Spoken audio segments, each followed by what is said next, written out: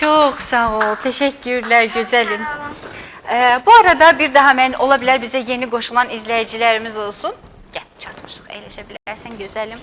Əyləş. Yeni qoşulan izləyicilərimiz varsa deyim, biz bugün ixtisas seçimindən danışırıq. Studiyamızda mütəxəssislərimiz var. Çinarə xanımla Əhməd bəy ilə birlikdə biz uşaqlara harda və necə dəstək olaq, onların istedadını necə inkişaf etdirək, necə edək ki, balacalıqdan uşaqlar doğru bir yolla addımlasınlar və artıq ixtisas seçiminə gəlib çatanda çoxdan qərarlarını vermiş olsunlar. Sözün əsl mənası gələcək üçün bişmiş olsunlar artıq. Çinarə xanım. Bu ilk başlayır uşaqların digər sahələrdə seçim şansı tanımaqdan.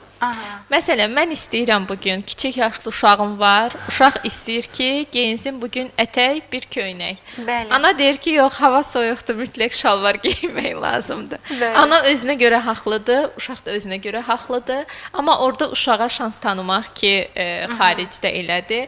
İstəyirsə uşaq qış vaxtı və yaxud yay paltarı geyinmək, yay vaxtı qış paltarı geyinmək, onlar icazə verirlər. İstə olsa özü onsuz da çıxardacaq həmin geyimi, o şansı verirlər uşağa, kəşf eləsin istini, soyuğu hiss etməyi. Bizdə isə deyir ki, yox, uşağa soyuq olacaq, mən başım ağrıyacaq, ekstra bir Biz qərar verməyə başlayırıq onların yerinə. Amma uşağa şans versə, məsələn, getmişik bir marketə, sağlam qida təklif edə bilərik uşağa bir neçə dənə. Məsələn, uşaq gedirsə, zərərli qidalardan seçim etməyə çalışırsa, biz sağlam qidaların bir neçə alternativini uşaqlara təklif edə bilərik, ondan da özü seçsin. Yox, mütləq banan almalıyıq, yox, mütləq yumurta almalıyıq, sənə bu daha xeyirlidir kimi yox. Uşaq özü seçim etməyə başlayır.